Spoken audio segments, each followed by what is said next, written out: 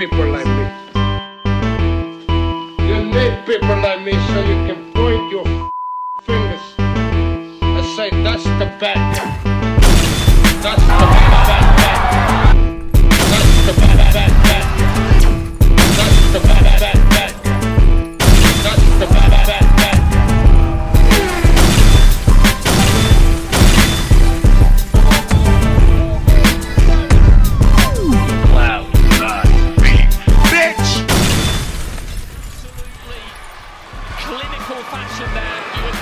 Welcome to the mother relay. We're covering today's top boxing news. Okay, we'll start with this. The latest effort to bring yet another Katie Taylor versus Amanda Serrano fight into fruition as Amanda and Jake Paul, urged Katie Taylor to accept 12 3-minute rounds. Orlando, Florida. Amanda Serrano and her promoter, Jake Paul, on Friday, threw down the gauntlet, urging Katie Taylor to agree to 12 3-minute rounds when they fight for a third time. Serrano, 47-3 with 1 draw, 31 knockouts, was beaten contentiously on points in the fighters' November rematch, 19 months after Taylor edged their first encounter via a split decision. That sequel, which was on the undercard of Paul's victory over a 58-year-old Mike Tyson, was reportedly watched in 50 million homes on Netflix. Puerto Rico Serrano, 36, has long campaigned for 12 threes in women's boxing and defeated Danila Ramos over that distance in October of last year. She insists that Taylor has already verbally agreed to making their anticipated trilogy contest over the longer duration. I mean, I want it, Serrano said. Taylor says she wants it. She said before and after the fight she's up for it. Let's see when we start negotiating. So I guess they haven't started yet. Before the fight, we shook hands, and she said she was ready for it, so let's see. Paul in Orlando, promoting his latest MVP boxing show, is not convinced that Taylor, an advocate of the women's standard of 10-2s, will agree to Serrano's request, but he urged her to do so. A lot of boxers say a lot of shit, but when it comes to the contract, they're probably not down, he explained. I don't think she's down, but for equality, she needs to do it. It's only right, and it makes the fight bigger stakes. So Katie Taylor, 12 threes. Katie Taylor, having recorded 2 victories in what has been their saga. I personally think Katie won the first one, and Amanda should have been given the decision in the second. I don't know why she wasn't. Katie and her team, her handler, Brian Peters, might be thinking to themselves, why should we acquiesce to these terms when we have 2 recorded victories already? I think that's a potential stumbling block. Brian Peters. Whatever the distance, Serrano promises she has no fear despite the first 2 fights going against her on the cards. I'm up for the challenge again to fight Katie Taylor, she said. I'm a warrior, definitely. I feel I won the first 2 fights. I feel they were my fights, so we definitely need to run it back. I'm the fighter. That's why I have these amazing men next to me. They're the team, and they figure out the best options for me. So why do you think Brian Peters might be a potential stumbling block for this trilogy being for 12 threes instead of 10 twos? All right, we'll leave it. It's not problem? Fighters. No, that's just one. Are you joking? Are you out of your mind? Everyone else gets 3 people up. Don't be acting this It's shit. fine. Don't worry. 3 people go up or not at all. Come on, you. big boy. Make your decision now. Make the decision. No, we will. We're not going up. 3 goes up or not at all. Your call. Very simple. Make it. Come on, big boy. No, she's going up. She's going up with the 2 others. That's the way it's going. What's up, Eddie? How we doing, guys? Excuse me. When I say that Brian Peters might be a potential stumbling block, I don't mean that in a bad way or a negative way, just that he's gonna fight for his fighter. He's gonna fight for what he thinks is right. He's not gonna take no mess. MVP co-founder Nikisa Badarian confirmed that the third fight is at the top of the agenda for Serrano in 2025. The priority for Amanda is the trilogy with Katie Taylor, presuming it makes business sense for everybody involved, he said. That's what her focus is. When they do the trilogy, it's going to be the biggest event across all sports. 75 million people watched Amanda Serrano endure her a headbutt with a massive cut on her eye and fight through it. So every girl, young lady, and woman is going to have a stake when that trilogy happens. I don't know how comfortable Katie is or isn't with 12 threes in a trilogy. Though I imagine for Katie to make that concession that Team Serrano are requesting, it's going to take a pretty penny. It's going to take some good money indeed, as it took a lot of money to make this rematch happen. I feel like it would take the same or more to make a trilogy happen for 12 threes. Part of what made this possible was Jake Paul's fight with Mike Tyson, an iconoclast in terms of combat sports. It doesn't really get bigger than the name of Mike Tyson, so being on that undercard made that payday possible. Does Jake have another fight like that? We'll see. Because that thing was huge. In terms of a promotion, it was a massive success that drew massive numbers to it. What other fight like that can Jake put together? We'll see. I take it that they haven't started negotiating yet. Amanda's gonna celebrate the holidays, so is Katie. They're both resting, and they'll maybe pick up where they left off in the coming year. But if by some chance they can't reach a deal, whatever. There are still big fights out there for Katie and Amanda separately. For Katie, she can always settle up with Chantel Cameron, who wants a trilogy of her own with Katie. For Amanda, she can always go back to Feather and shut Sky Nicholson's mouth up. That's a big fight in and of itself. I don't think it's as big as the Taylor fight, but it is a big fight unto itself. Sky Nicholson has managed to draw a lot of attention to herself and this Amanda Serrano fight, though I don't know what impression she's under, because if Amanda decides to give you what you want, she's the A-side. You understand that. It's not a matchroom show. You're gonna have to go to MVP. She might want it for 12 threes, and if it's for 12 threes, your World Boxing Council title, the green belt, may not be on the line. I personally don't think 12 threes favors an outboxer and a mover like a Sky Nicholson. No, that's more time you're under pressure, because that's what Amanda's gonna do, put pressure on you. And where normally Sky can win a fight just pot-shotting from the outside, only letting go of one or two punches at a time, that's not going to be enough to beat Amanda. There's going to be way more coming at you than you've ever experienced. For 12 threes and not the 10 twos that Sky is used to. So that's just something to consider, that if things don't work out with Katie, Amanda can go settle up with Sky. We'll see. At the end of the day, Do you think you can still get that rematch off? Like, has there been talks? Like, what's the deal with the yeah. rematch? Listen, Golden Boy, they willing to make it. The only way the rematch don't happen is the Payday team say no. Golden Boy is willing to make the fight. Golden Boy want to make the rematch. Oh, so they told you that already? They like, yo, Ted. Look. I ain't saying nobody told me nothing. All I'm saying is Golden Boy want to make the rematch. Okay, I ain't trying to fuck up the bag, Ted. My bad. No, you my ain't gonna fuck bad. up the bad. You asking questions. You know, I'm just here to answer them. But According to Tevin Farmer, Golden Boy Promotions actually wants to put him back in the ring with their man, William Zepeda, but why would they want that if William is supposed to be fighting Shakur Stevenson next year? Because it's an out. It's an excuse to get out of the Shakur Stevenson fight, because I don't think they want to put William in that fight. For Oscar's would-be rivalry with Eddie Hearn and Matchroom, look at how hesitant he is when it's time to put his money where his mouth is and his fighter in the ring. He's looking for an out. He's looking for a way out. But I thought you said you don't think William is scared of Shakur. I don't. It's not Shakur Stevenson I think he's afraid of.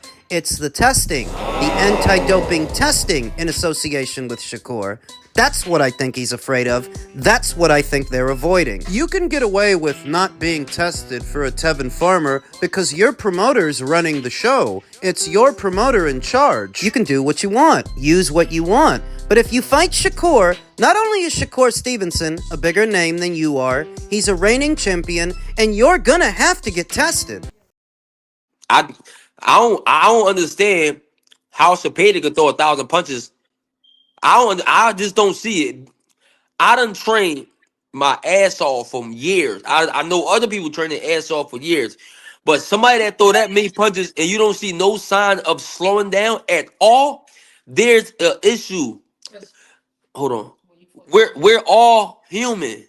There's no such thing of we're all human. You're going to see some tiredness in every fighter in the world. Especially with Mr. Zepeda, you got a guy like me. Now, He can throw 1,000 punches if he applying the pressure and nobody fighting back. It's easy to dictate your conditioning when you're not under pressure because your conditioning don't fatigue when you're not under pressure.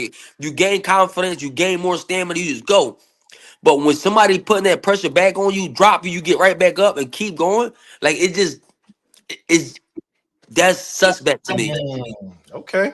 All right. It's suspect. What you gonna say? Once again, Tevin Farmer has reiterated that there was no anti-doping testing before or after his fight with William Zepeda, and I don't think enough people are showing enough interest in that as they would if it were a matchroom fighter he were talking about, if it were a matchroom show. When matchroom's not involved, they don't care as much. They're not standing on their soapboxes preaching about the evils of doping in the sport of boxing and how more needs to be done. I still see people referencing eggs, consumption of eggs, in reference to Conor Benn, and his situation is what, 2 years old? You guys are still talking about that, but you're not talking about this. It's not doping or anti-doping they care about. It's not cleaning up the sport, because if it were, This would be getting a lot more attention. Tevin Farmer's been quite vocal since the fight that there was no testing beforehand, no testing afterwards. I don't think enough journalists, I don't think enough content creators, people in the media are talking about how egregious all of this is, and I'm sorry to say, I like William. He's a fun fighter to watch, but the amount of punches this guy throws in a fight, it is suspicious when you tack on that he's not being tested. so I reiterate, it's not Shakur Stevenson I think they're afraid of. It's the testing in association with a Shakur Stevenson fight. You can get away with this kind of crap if you're fighting Tevin Farmer and those other guys you normally fight, but with Shakur you have to get tested. It's a title fight, and he's going to insist on it. Eddie Hearn, who represents him, he's going to insist on it. Are you afraid of what they'll find out? Could be. The way it is, if William Zepeda comes back next year and he doesn't fight Shakur Stevenson, it makes it that much more obvious that you are avoiding him. It's not like there's no money attached to the fight. There certainly is. There's Riyadh season money, and it's for a title. You're not under threat of being knocked out, Shakur's not a hard puncher. so why wouldn't you want to fight him? What is it exactly that you're avoiding? For another glaring example of the hypocrisy I'm always talking about, look no further than former dope dealer turned doping whistleblower Victor Conte, and who he's still talking about. Conor Benn. Victor said, I'm calling out Conor Benn to disclose the evidence he provided to the National Anti-Doping Panel. UCAT says in their statement below that they are unable to provide any information about the case without Mr. Benn's consent. What do you care? The case is closed. Aren't you interested in William Zepeda not being tested for the Tevin Farmer fight? Boxing fans deserve answers, Mr. Benn. It seems your lawyers and the technical rules have placed a muzzle on UK anti-doping. In my opinion, this seems very shady, and I believe there is a need for transparency. I believe you don't keep the same energy for other fighters that you keep for Conor Benn. Was it the explanation, or was it some other jurisdictional issue? Please come clean now, Conor, and tell the boxing world the truth. I believe that boxing deserves a reasonable explanation. My guess is that you will not provide any explanation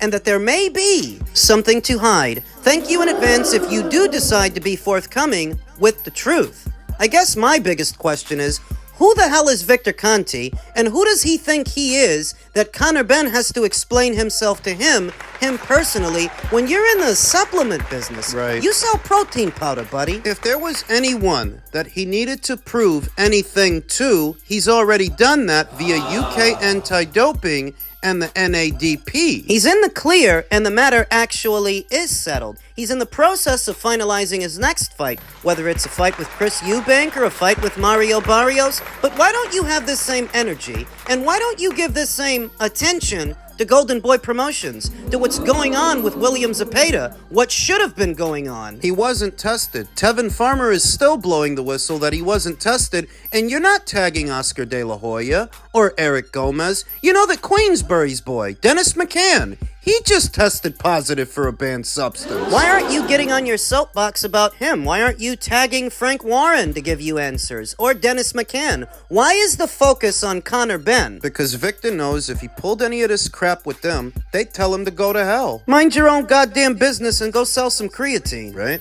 Puts a sharp focus on Matchroom and Matchroom fighters because Matchroom spends more money than anybody on anti-doping testing, and he wants to ensure that his buddies at VADA have a steady stream of cash coming in via Matchroom, since the other promoters aren't going to do that. As far as Conor and Conor's next fight, Sky Sports reported Chris Eubank Jr. has moved a step closer to a blockbuster showdown with Conor Benn after agreeing to a 55-45 split. To which Conor Benn responded, "Stop spreading false narratives, Chris Eubank Jr., you wanker. We both know that deal hasn't been agreed to, and we're not even close yet on the numbers." To which Chris responded, "You don't deserve 20%, you little scumbag, so shut up and be grateful for what I allow you to have." Conor responded by saying, "I'll happily fight Barrios next for the WBC title and ice him. You can go fight a 50-year-old Lara and lose every round. Or I'll just come to Brighton now and batter you for free, you prick. Oh, and call your dad, and every now and again, you rat." The VADA stuff. Anybody still talking about Conor Benn's anti-doping case clearly has an ulterior motive, and that applies to Victor Conte, because the matter is settled. He's in the clear, he's set to get a boxing license from the BBBOC, and he's set to return next year. That entire thing is settled, so if you're still talking about that, it must be for some other reason, some ulterior motive that you can't let it go. The more you hold on to it, the more obvious it is you have an agenda. And it's not transparency or cleaning up the sport. Because if it were really about that, there are other situations going on right now that require that same kind of attention, and you don't have the energy for them that you have for Conor. And Chris? I'll be honest with you. I understand that Conor Benn and Chris Eubank is a big fight in the UK, and that if you did it, it would do great box office numbers over there, it would do a great gate over there, but to me, it's not a fight that I'm waiting for. It's not a fight that I'm clamoring for, that I could do without that one. I would rather see Conor Benn versus Mario Barrios. It's more interesting to me. Chris is not a good boxer, nor has he ever been. What he's been is a good physical specimen. Good engine, decent power, halfway decent chin, though I don't know about these days. So a fight between him and Erislandy Lara, who has always competed at a much higher level than Chris, it intrigues me. Even though Lara's registered to be 42 years old, Chris is limited enough that Lara might still win. You go in there doing your best impersonation of a Roy Jones Jr. like you were doing a couple of fights ago, you ain't gonna beat Lara with that stuff. So this is actually a competitive fight. I think it could be a competitive fight that I'd like to see it. More than a Conor Benn fight. And Chris Eubank Jr. is getting on. He's in his mid-30s, and he can't say that he's ever been a bona fide champion, a full-fledged champion. The only title he's ever held is the IBO title that he won from Reynold Quinlan. Who? Exactly. He's not a young guy anymore. Having been in the sport as long as he's been in the sport, and he's been around a while, it's about time that he fought for a full title again. If Chris Eubank Jr. and Conor Benn never fight, I ain't gonna lose no sleep. I saw one of the bigger channels in the YTBC, Hatman Strikes Back, talk about it, that this is not even a fight that the Brits are clamoring for, that of course they'd watch it if it were made, but it's not something they can't live without. I think it's time for them to go their separate ways and just move on.